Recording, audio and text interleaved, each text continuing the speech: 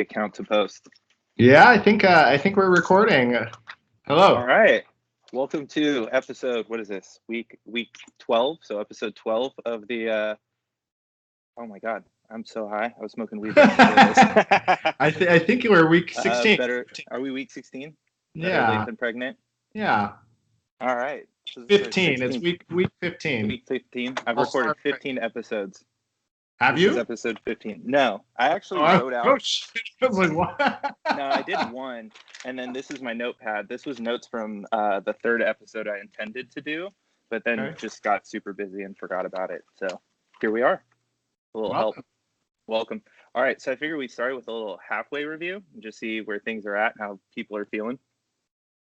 Taking a look at our standings, talking to Mr. First Place, Scott himself. How are you feeling about that? Very nervous. I know one of the topics that everybody was curious about was my meltdown meter.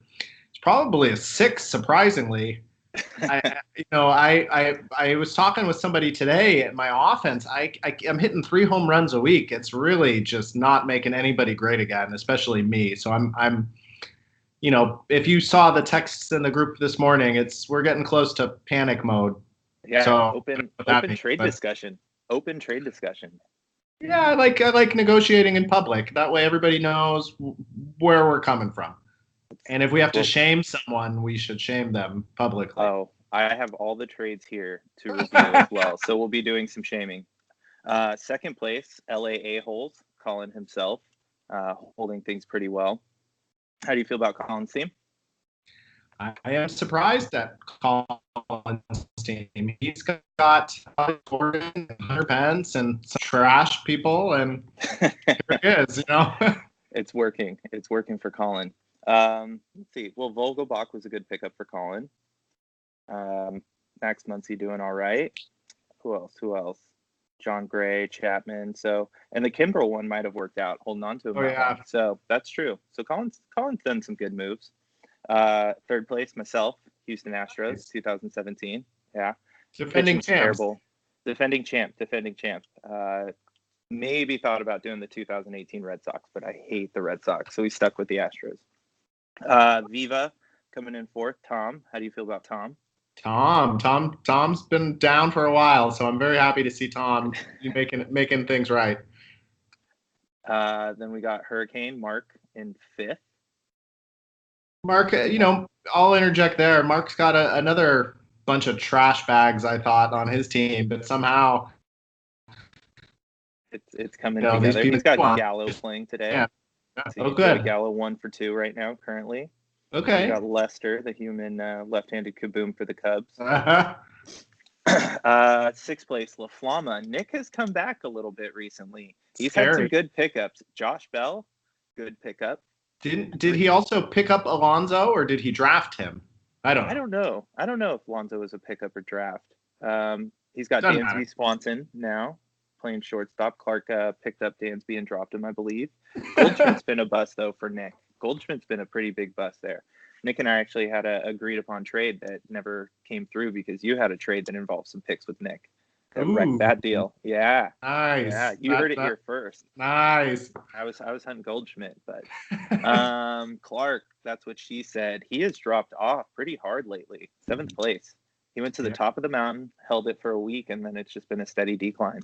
Yeah, I was confused with Clark's overall with keeping Severino, who still hasn't played. He kept Seager. Seager's, I don't know if he really does a lot in fantasy as compared to real life, and then kept Guerrero, who I think all 3 of them he maybe could have redrafted pretty early if he really wanted them. But I may have grabbed Guerrero, being a Guerrero fan. I think there's a lot of people in the league hunting him, so I can't fault Clark for holding on. You would have taken him in the 6th round? I would have taken him pretty early based on the potential. I don't know, though. He didn't start the season with the team. That was my beef with Nick's Eloy Jimenez pick. I don't believe Eloy started the season with him. Okay. Then we got Nick Chinese holding it down in 8th place. Yep.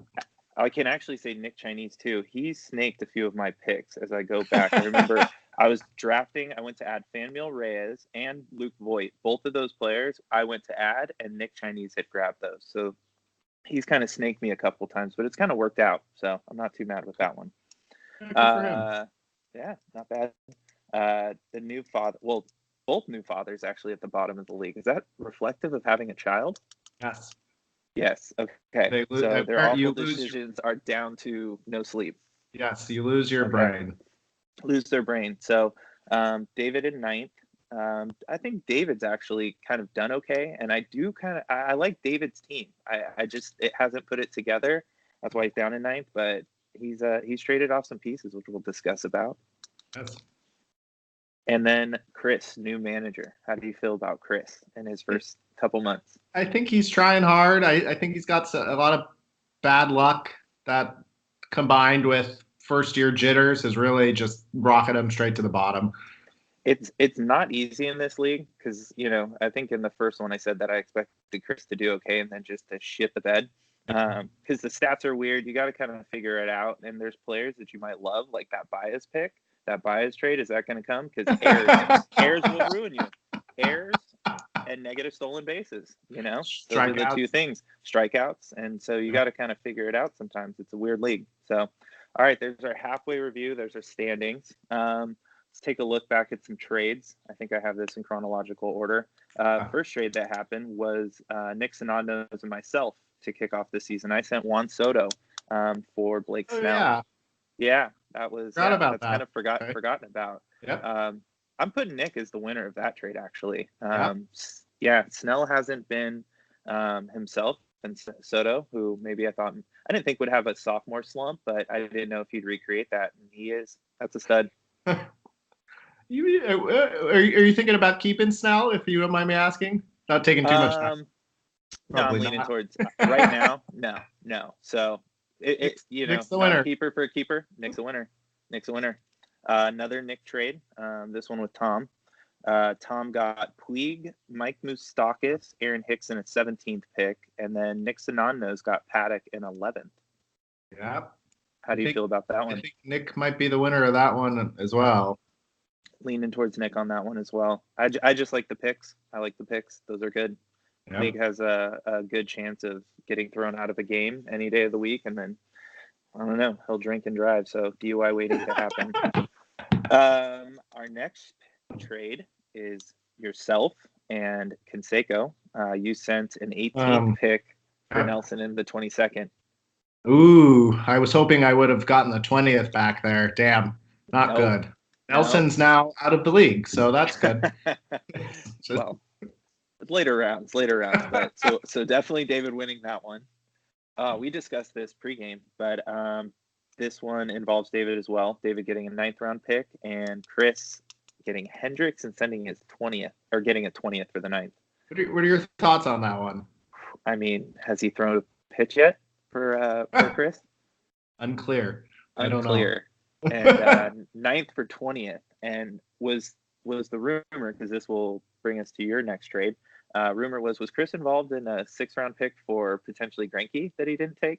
As I understand it, and this is hearsay. As I understand it, Chris wasn't willing to give a 6th round pick for Greinke, who is now a top 10 player in the league. And you were. I was, and here we are. So you got a 15th in return, and then you sent your 6th and Darvish to Nick. So yeah, Darvish was just the throw-in that Nick wanted, and he's not good. Swap. Yeah, not good. Kaboom all the time. I couldn't pick a winner on that one. Like, Nick gets a really good pick, but you're on top of the mountain. So I think it was a win-win. Yeah, I'm going to say win-win on that one. Yep. That's a win-win. The next one we have is Clark and David. David got Lorenzo Cain, Ozzie Abels, and a 7th round pick. I know, not bad. And then Clark got Hader, Galito, and a 21st. I think Clark was the winner on this one. What about you? I like the pick for David and where Clark's fallen since the trade. Sure, you're right. I forgot about that. Yep. It's been a bit of a fall. So Clark has bottomed out. if Clark was hanging in there, I would maybe say that's another win-win. But right now, with it kind of bottoming out, Cain can rebound second half. Ozzie Abels can rebound second half. Is Galito really what he is? I don't know. Clark seems to think so. He had some good scouting there with his boyfriend or whoever he was asking for, but I don't know. It seems like David's winning all of these trades. David's winning.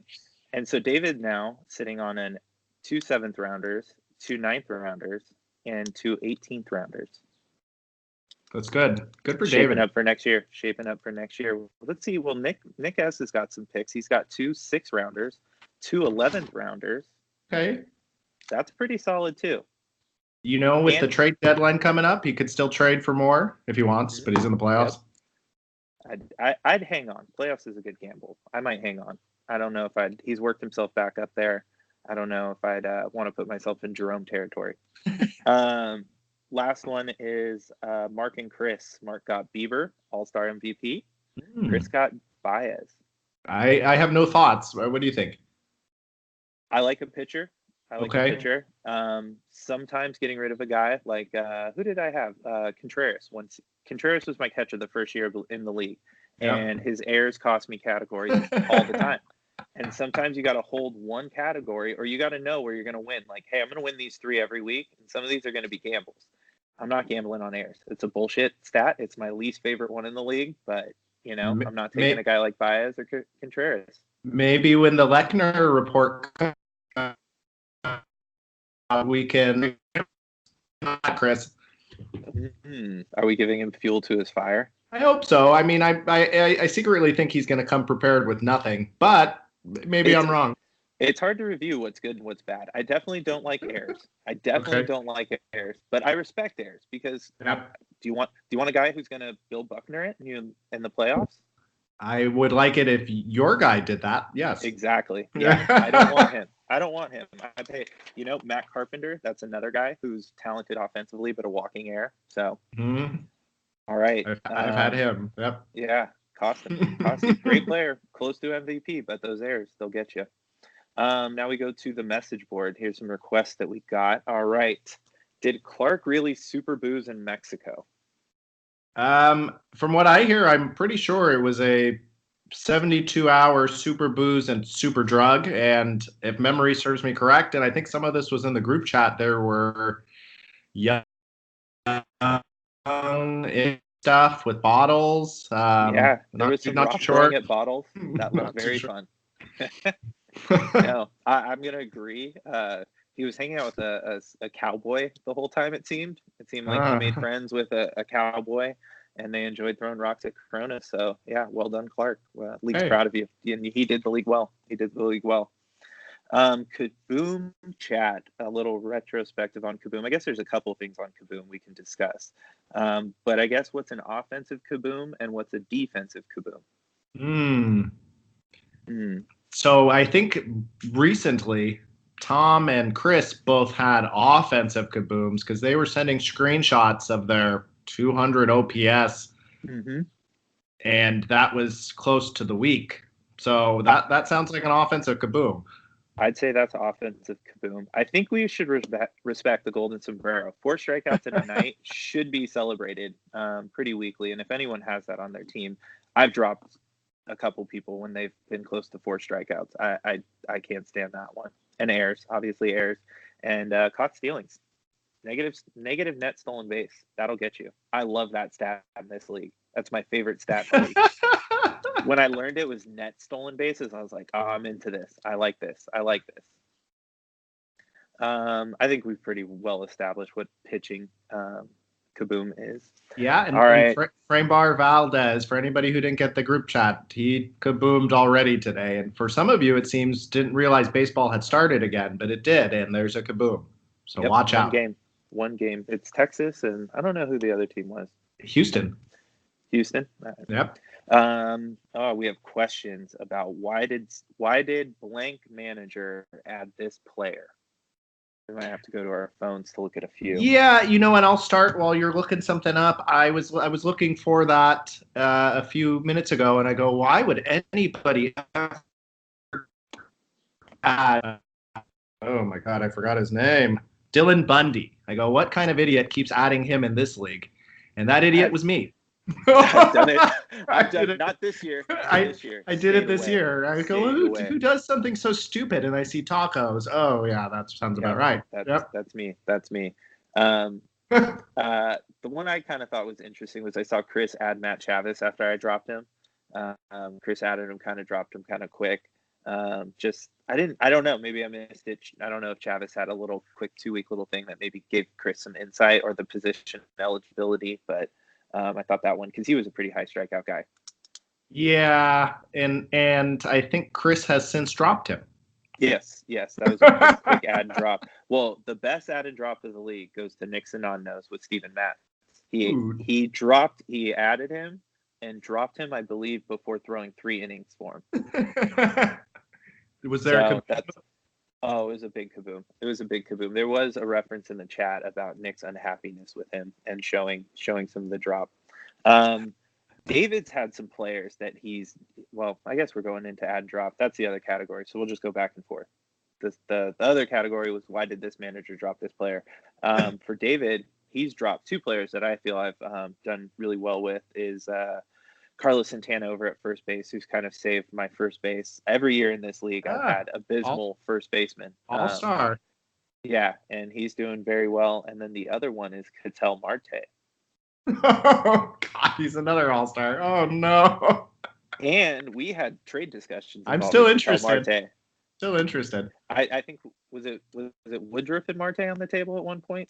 Yeah, or Corbin, and I wanted Mondesi though. That's what it was. But after he went on that little home run stretch, and you're hitting 3 home runs a week, how do you feel about that now? He's now worth probably more than Woodruff, I'd say. We might have to get this discussion out going again. All right. Now we're going to do a meltdown meter check. You kind of said where yours is at. You said you were at a 6. I think so. It's a safe 6. Not Chernobyl, but we're percolating. Do you think it's because you've had 4 days off to calm down a little bit? Will it change? Like, if tomorrow you get off to a slow start, does it shoot to a 9? I think the problem is the time off. That's why it's so high, because, idle hands are the devil's playground. Is that what they say? And without fantasy baseball, I start using my brain, and nobody wants that. All right. Well, where do you think Colin's meltdown meter is at? Colin has been a little bit absent. I'm not sure. Colin, where are you? Drinking beers in Hawaii.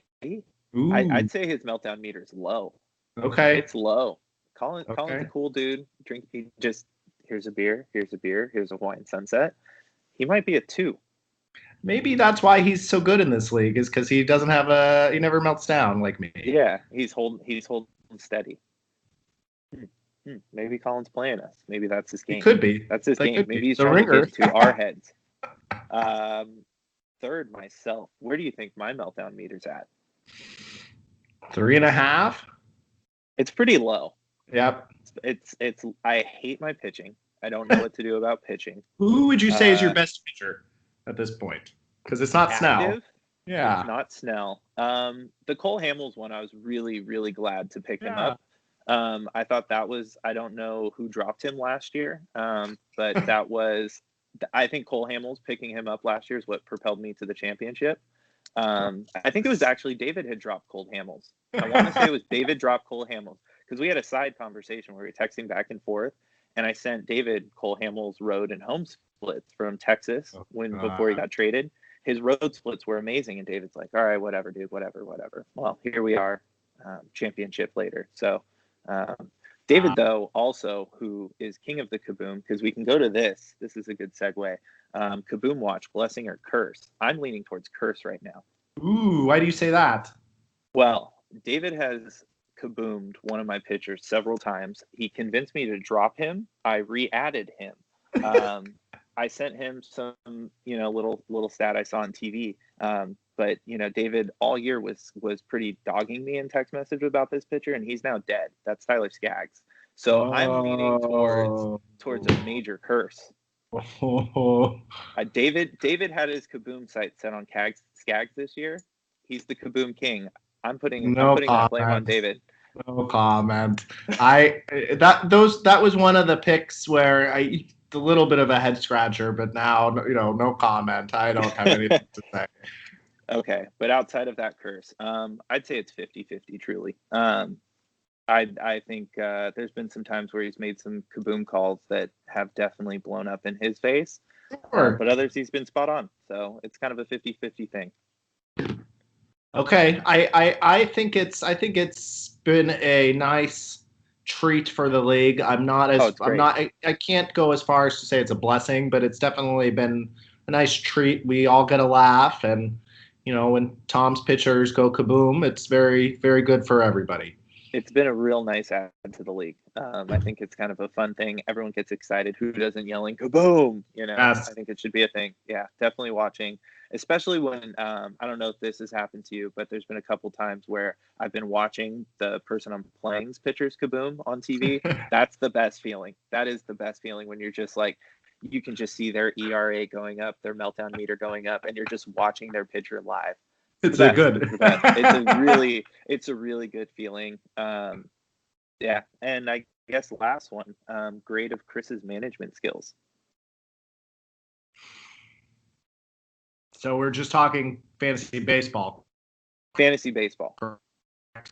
No, nothing. Okay, I would give him a solid C. I think that he's done some good things. He's done some bad things. He's had some bad luck, but also he's dropped players very, very quickly after adding them, and a couple of them have turned out to be good players for other teams. Jock Peterson being one. That was an interesting one when he dropped Jock. He's now tailed off again, but Mark gave him a good run there. And Malik Smith has been great for me. He was on Chris's team for maybe a day, and he's given me 15 stolen bases with a okay on base. I'll take that. I had no stolen bases, so now that's very pleasant. Stolen bases, that's one of the categories. Like I said, I hold dear. So I'm a big fan of my 2020 guys. Ian Desmond tailing off and becoming a pile of trash was a bummer for me. You got to get your stolen bases. I mean, we made a deal a couple of years ago, which I think also solidified that championship. With the one we didn't make? No, the one we made. Who's Mr. I don't recall. Turner? Oh yeah, that didn't work. Yeah, that one. I feel like that one solidified some stuff for me. Yeah, I like Trey Turner. I wish I still had him. That is correct. Yeah. That is very correct. I forgot about that. I guess I've done okay via some trades. So Chris, there's hope for you yet. You'll get there.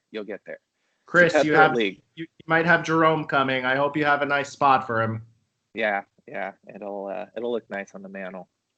All right. I guess we can jump to and kind of wrap this thing up with some predictions for the rest of the year. Yeah. Do you have anything else? Did you have anything else? I would like to give a couple quick shout outs to Mark, who has somehow already given up 134 home runs. Not sure how you did that, buddy, but you're going to set the record this year. I'd also like to give a shout out to, there's one other special shout out I'd like to give. 1 second while I look it up. Pardon me, I know dead air time is terrible. No, it's all fantastic. I'll give a shout out to our sponsors, the league's Pilates studio that everyone attends. The league loves Pilates. Nick Sanano's looking great and fit due to Pilates and some yoga. Sounds like Mark and Tom getting in shape. Clark as well. So I saw David the other day. He's hating the dad bod, so he looks way better than the average dad. Okay. Is he still bald? It's yes. Okay. Still bald, but yeah. Okay.